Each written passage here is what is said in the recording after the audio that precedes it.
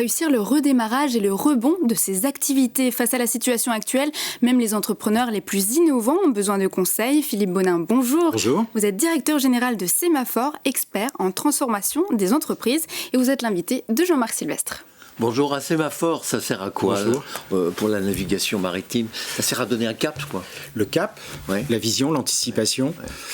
Signaler les situations, les risques, mais également les voies de passage qui permettent aux différents acteurs de prendre les bons chemins. Donc on doit être là. C'est totalement la définition de votre activité. Complètement, basé sur des éléments techniques, des éléments d'accompagnement, de conseil. Les chefs d'entreprise et notamment les entreprises PME, taille intermédiaire, ont besoin un petit peu d'être accompagnées dans leur cap, puisqu'elles sont souvent très focalisées sur leur cœur business et elles ont besoin d'avoir des gens qui les accompagnent. Avec des axes très très définis maintenant, vos domaines d'intervention. Alors, c'est large mais défini quand même. Absolument, oui, tout à fait. On est à la fois sur des domaines très techniques, puisque à titre personnel, je suis expert comptable et donc on a toute cette activité financière d'accompagnement et d'anticipation sur l'audit. L'audit, bien sûr, mais l'expertise, la certification aussi des comptes. L'audit légal. Du commissariat aux comptes. Absolument, l'audit légal. Donc c'est des acteurs de confiance qui permettent un petit peu de donner à l'écosystème et à l'ensemble des parties prenantes des éléments. Et puis pas que, puisque on a beaucoup d'activités autour de la transformation des entreprises, des organisations, des modèles économiques et également des transformations RH qui en déclinent. Actuellement, avec cette crise, en fait, il y a des éléments à gérer. Il y a bien sûr les enjeux économiques, mais les enjeux sociaux. Et les enjeux sociaux, les enjeux économiques, souvent, par le passé, ça pourrait être un petit peu opposé. Et là, justement, nous, on se positionne comme étant un acteur pour trouver le bon équilibre entre ces enjeux économiques et ces enjeux sociaux. Donc, d'un côté, il y a par exemple la digitalisation. Vous devez participer à cette transformation. Exactement. Mais vous ne le faites pas vous-même. Vous faites appel à des spécialistes ou à d'autres. Non, on a des consultants. Vous avez des consultants. On a des consultants qui travaillent sur ces sujets-là. Sur la mise en place de systèmes. Absolument. Ça s'accélère d'ailleurs. Exactement. Et le Covid a accéléré d'ailleurs. Et alors du coup, la situation, c'est bien sûr d'appréhender tous les impacts financiers, organisationnels et transformation RH, et également l'évolution des compétences.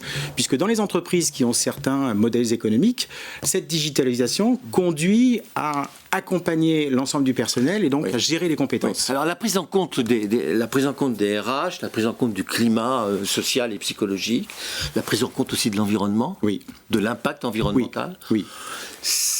On pourrait penser que ça répond aussi un peu à la mode, ça, chez les consommateurs, non? Alors, c'est sûr qu'il pourrait y avoir un sentiment d'effet de mode. En revanche, c'est à la fois un élément fondamental pour la croissance de demain. Les entreprises ont besoin de se réinventer. Il faut bien savoir. C'est un levier de productivité. Mais non seulement c'est un levier de productivité, mais c'est un levier de développement. Les entreprises, il y a 30 ans, ils pouvaient s'appuyer sur des business models qui duraient pendant 30 ans. Dorénavant, un business model, en 2-3 ans, il est complètement détruit. On l'a vu avec cette crise du Covid.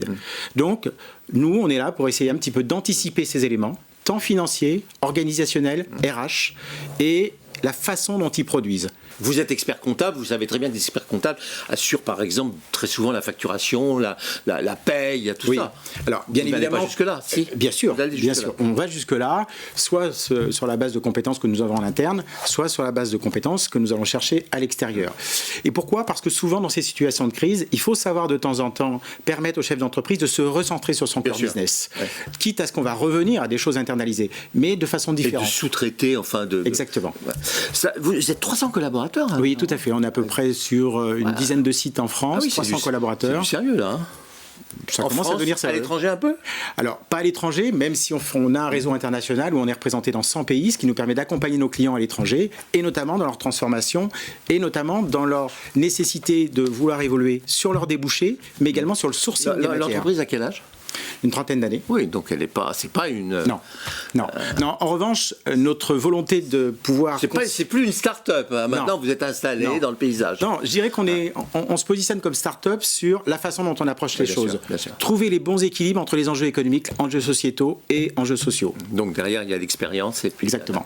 Il y a l'expertise. Ça s'appelle Sémaphore au pluriel. Absolument, parce que, bien évidemment, il y a plusieurs solutions et plusieurs voies possibles. Merci. Il faut savoir les adapter. Merci Philippe Bonin. Je vous rappelle que vous êtes directeur général de Sémaphore, cabinet de conseil auprès des entreprises. Absolument.